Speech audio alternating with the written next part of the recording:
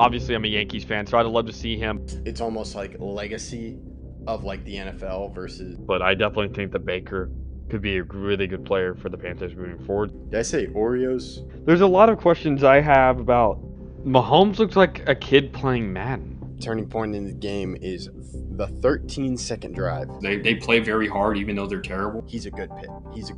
For sure. He's going to be a good player. But I can't argue against the Ja'Marr Chase pick. They made moves saying we're going to win this year, at least get into the playoffs. I'm going with my guy, Corey Seager. So glad. What's good, y'all? My name is Austin Drummond, and I play rugby for the University of Notre Dame. And you're listening to The Outsider's Opinion with Austin and Kevin. What's up, y'all? Welcome to our NFL Opinions of the Week. I'm Kevin, and I'm joined by the podcaster with a message in audio form, Austin. I guess that's kind of the point. So, the MVP discussion is getting tighter, I will say. Because of Tyreek missing half a game and then all of the next game, I'm not going to say he's completely out of it, but I will say that his odds are extremely diminished. Would you agree with that? Yeah, I agree. And then I'll add in another person that I think his campaign is over, and that's Dak. Did not perform well at all against the Bills. That's going to hurt his chances. So the race is slimming down. We're coming down the stretch. I think Purdy, McCaffrey, and then, I don't know, do you want to add Lamar Jackson? Yes. Okay. I do want to add Lamar. Yeah. Especially because I think it's really a two-headed race at the moment. Because I don't want to add Purdy really in it. I don't really see Purdy as the most valuable player on the team. I think it's really between CMC and Lamar. And we know who plays on Christmas. It's CMC versus Lamar. Oh, that's going to be great. And I would just like to take this moment that my stock in the island is booming right now, and Lamar Jackson stock, as he was a guy that people were like, hey, do we want to pay him this much?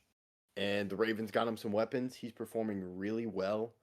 I loved his throws to Isaiah Likely.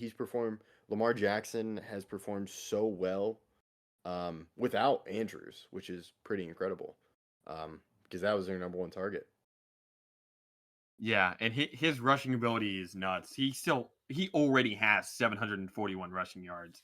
And with 3 games left, he expects to get really close to 1,000 yards. We'll see if he ends up getting more. But he had 97 rushing yards against Jacksonville and just looked unstoppable, in all honesty. But CMC this week had 3 touchdowns. I know it's against Arizona, so the competition was not all that stout. However, I think it is between these two at the moment because they're the best player on the best team, and I think stats don't really speak to how valuable Lamar truly is. Yes, Lamar Jackson is the way he dances in the pocket. You mentioned his rushing yards, but the way he navigated the pocket was amazing, even with the spies and just how he extended the play. But yeah, I think when you're talking about the Niners, to me, the most valuable player to that team is Christian McCaffrey because it just unlocks a different level. Because there are already great skill positions, but you got George Kittle, you got Debo, you got Ayuk, then you add in McCaffrey, and to me, he's probably the leader right now, is McCaffrey. Then you have Lamar Jackson. I agree. That'd probably be my top 2 at the moment. And it's going to be really hard for Lamar to pass CMC, especially if the 49ers beat the Ravens, because CMC already has 20 touchdowns. He already has 20 when you include his 13 rushing and his 7 receiving. He has 1,801 yards from scrimmage. That's rushing yards plus receiving yards. 1,800.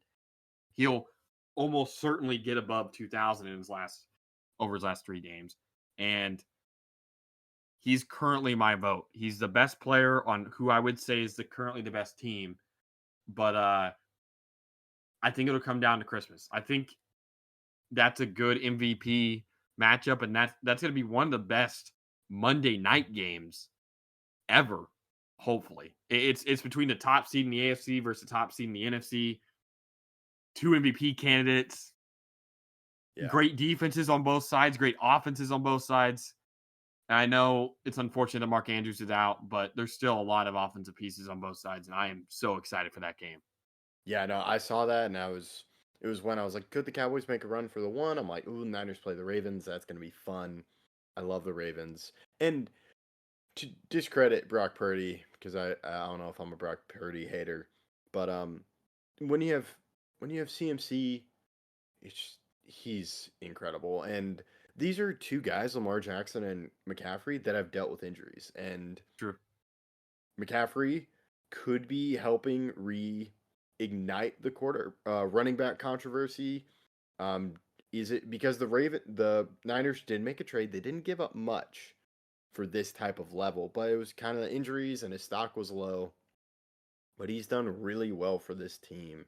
Ever since he's come over, I think he's played in almost every game. He got hurt in the Browns game, but then was back by the next game. So he Yeah. has missed some time, but very little. Yeah, and hopefully that continues. I hope I didn't jinx him, but yeah, it would. My vote would be McCaffrey. I just hope that they don't go quarterback because just like McCaffrey's incredible and he unlocks a different tier to that offense. To me, that's why he's the MVP. But I can see why someone would want to vote for Lamar Jackson, but I think you got to go. Is it really an impressive season from a QB compared to Christian McCaffrey? My thing is, I know you hate QBs winning it. That's like the worst thing in the world is when a QB wins it. You're very against it this year, especially. No, it's because there aren't. I'm very against it this year. Like I understand QBs winning it, but I think there are arguments for other positions winning it. My thing is most valuable. It usually does rely on the QB. In the past couple of years, how the Ravens have played without Lamar is significantly worse than with Lamar, which makes him valuable. And this is not a best season, it's a most valuable. And while I still would say that McCaffrey right now is MVP, if Lamar wins and has an outstanding game where he gets 100 rushing yards, like he had 97 against Jacksonville, and those were 2 touchdowns and they win handedly, I think Lamar would be my favorite because what he brings, stats don't necessarily show most valuable. And that's why QBs usually should win it. And look, it shouldn't be a QB award. I think there are years where a player was snubbed. But again, people bring up Cooper Kupp in his 100-yard season. But that was the season that Aaron Rodgers had a top 5 QB season of all time, in my opinion. So it's not, it doesn't really work. Like when Kupp goes for 1,900 yards, but Aaron Rodgers throws for 48 touchdowns and 5 picks. That has never happened. That has never happened. So, and again, Rodgers, I think, was more valuable to the Packers that year than Kupp was to the Rams when you go by most valuable. Because if you were to take both of those players off, I still think that Rams team's a playoff team. Because they still have Odell. They still have some wide receiver weapons. But if you take Rodgers off those Packers teams, I mean, we already see it now because Jordan Love is still growing as a player. But I don't think that team's a playoff team. So, again, most valuable, it leans quarterback because of what it is. Yeah, what I it see means your to point. be the QB. I like your Lamar Jackson argument because yeah, he totally changes the Ravens. My thing is just like quarterback pops in the mind. Well, of course the quarterback is inclined to be the most valuable player because they spend the most time with the ball. They're making the decisions. But it's just like okay, I think what's the MVP isn't race? that? I don't think it's that. I want to make my argument really quickly before you Okay. say yours. All right, I don't got think it. it's because they have the ball in their hands the most. I don't think that's it. I think it's the difference between the backup and the starter. When you look at the really good QBs, the difference between the backup is very noticeable. But every year we had those games where the backup running back goes for DeAndre Swift, who's played horrible this year. If you look at yards per attempt, like 3.3, historically bad. Week 2 had 175 yards and a touchdown.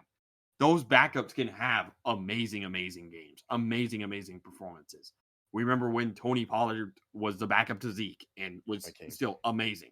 The difference there is still, it's not as much. The difference between Cooper Kupp and Odell was not as much as the difference between Aaron Rodgers and, I think, no, that was not rookie Jordan Love. I don't even know who our backup was. I believe it was Jordan Love. I don't think.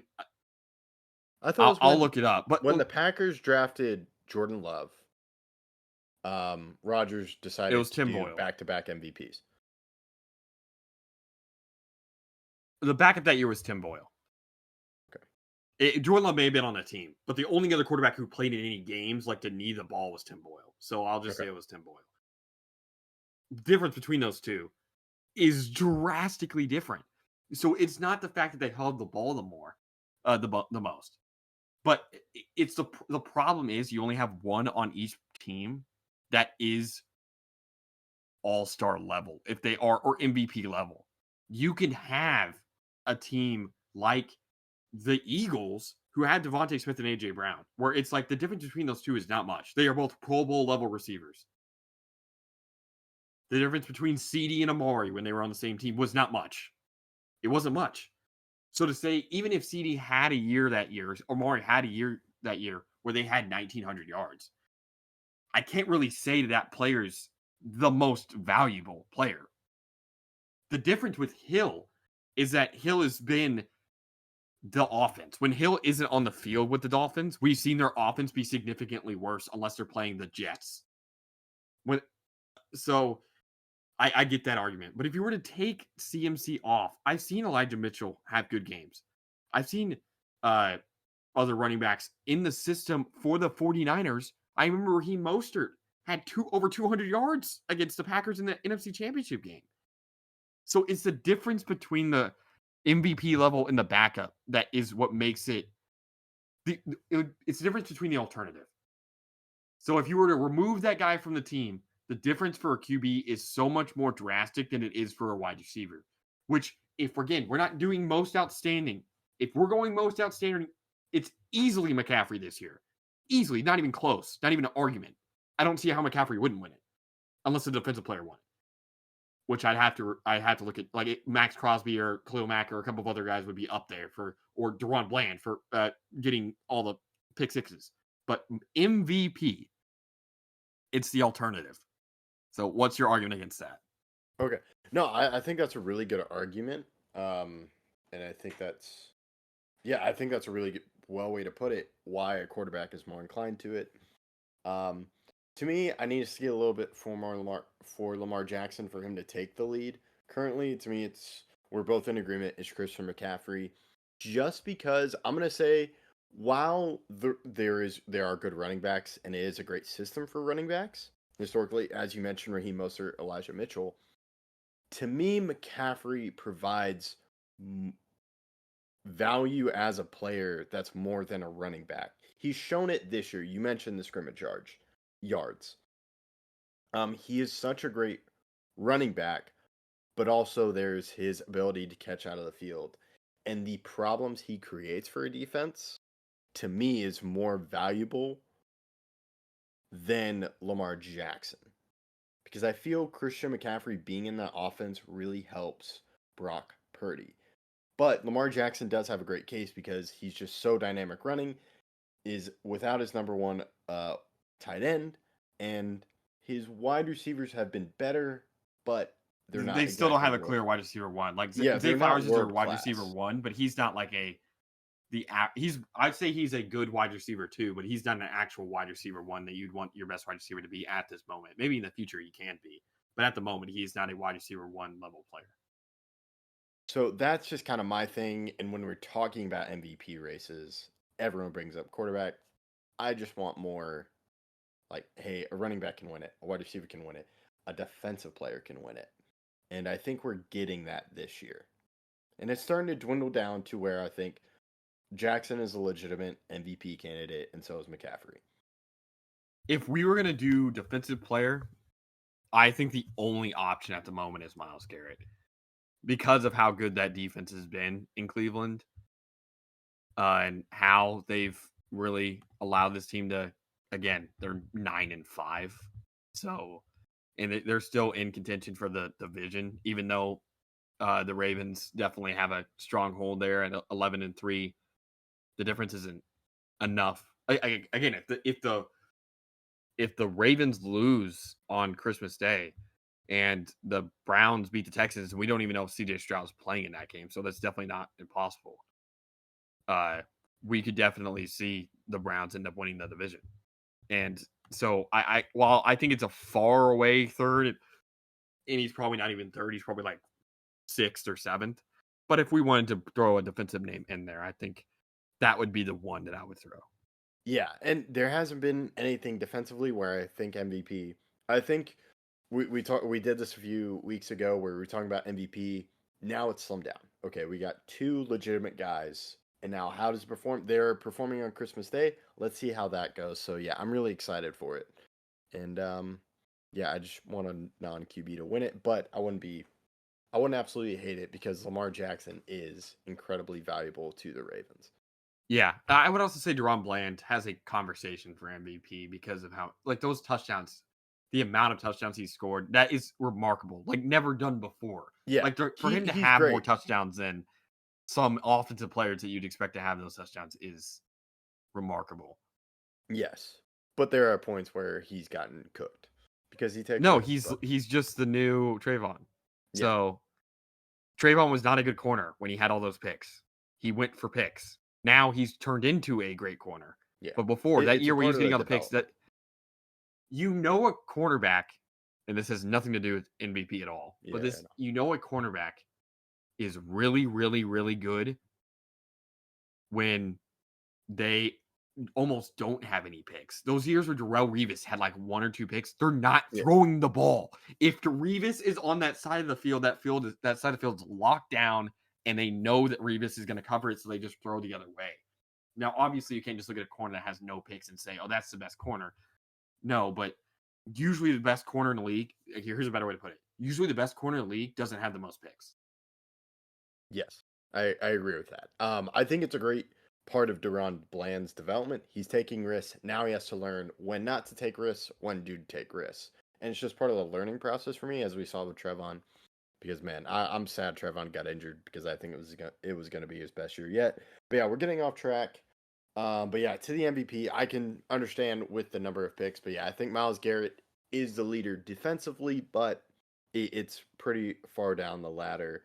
I don't really know who third would be on the MVP list. I think it's between McCaffrey and Jackson. It's McCaffrey's to lose, as we both agree. Any final thoughts? If it was going to be third, it'd have to be Purdy. Because if you Yeah. just look at his stats, like, he's been so, like, perfect. I don't know what he's done wrong. That's really my thing. There's not been a historically bad Purdy game. Even in the games where they lost, he wasn't like the reason why they lost. Again, against Arizona, he had another 4 touchdown masterpiece. He has the best rating, the most touchdowns, the best QBR at every stat. So I think he would be third because I know you don't necessarily like him as much as some MVP voters do, but he's been pretty remarkable. Yeah, to me with Purdy, I just look at that offense and the weapons. Like I talked about McCaffrey. But what do you expect him to do? Like, what do you expect him to throw 7 touchdowns every game? Like, he's the most touchdowns, the best rating, and the best QBR. I don't know what else you would expect from a player. That's I feel like people were being too unfair to him on one end of the spectrum, and then saying he's too good on the other end. He's in the middle. I feel like, again, like, he's not Brady. He's not going to throw for 50 touchdowns. But at the same time, he has the most touchdowns thrown this year, the best rating in the league, and the best QBR. An average quarterback does not do that. He's above average. Okay. An average quarterback doesn't has the most touchdowns in the league and the best rating and the best QBR. I don't think if you plugged in Sam Darnold, he would have the same effect, is my point. Now, is he as good as some other people say? No. I think some 49ers fans see he's much better than he actually is. But I don't think you could just throw any QB into Kyle Shanahan's system and it'd be amazing. We saw the problems that the offense had with Jimmy G. and line had to change. They were still winning games with Jimmy G, sure, but was the offense this good? No, it wasn't. I'm gonna say right now Purdy is in that borderline top 10. I don't know where he is, but he's on the border of top 10, near the Dak Prescott, Kirk Cousins, in that area. I don't know who's better or not. I'll figure that out when we do the list. But to me, yes, he is doing really well. There's not much you can ask him to do, but to me, the margin for error is less.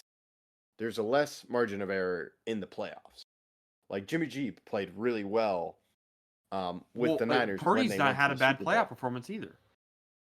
Yeah, I just want to see it. They started losing the game after he tore the most important ligament in your arm when you throw. So I'm not going to blame him at all for that. I know what that he had basically had Tommy John surgery. You can't expect a pitcher to pitch after they tear their UCL. We do need to see him perform this year, but in his career, he's met every point. There's not been a miss yet. He has to lose games at some point. You're not going to be absolutely perfect, but even in the playoffs, in the games that they won, he was good. And again, the game they lost, he literally tore his most important ligament in his arm. So yeah, he does deserve to be 3 just because of what he's doing, as he said. It's just, to me, like McCaffrey, it's having 2 guys, which is the MLB problem we had this year. You have 2 of the same players on the same team in the top 3 MVP. And just to say it again really quickly, Purdy threw 3 touchdowns and had no picks during the playoffs. That the 49ers ended up losing. Yes, but again, he threw no picks and got hurt, I think, in the first quarter of that Eagles game when they were only down 7. So yeah, he's played. I don't like the word perfect, but he's played as good as you could expect. I don't think you could have expected more, especially as a rookie last year. Threw no picks, 3 touchdowns in basically 2 games. In 2 games, he threw 1.5 touchdowns per game, no picks. That's great for a rookie. Great. And this year, 29 touchdowns to 7 picks, most touchdowns, best rating, best QBR. Look, do I think he's Mahomes? Do I think he's the best QB in the league? No. But there's people who think that you could put any QB in there and it would be the same result now. That's not fair. Yeah, I don't think you can put any, but I think you can put some of the above average QBs, and they do the same thing. But we'll just have to see. I'm gonna say he's borderline top 10. Can he move into that top 5 range? Yes, but I want to see. I'm gonna be more focused on his playoff games because the league has seen him for a while. They can prepare for him. They can dial up, and how does he react to that? And that's true. But they absolutely dominated the Cowboys and Eagles in the regular season when they played each other, and they had that time. So we'll see how it comes in the playoffs. It'll be a very interesting story to watch. But yeah, let us know what you think. We appreciate you listening, and be on the lookout for more videos from Outsiders Opinions.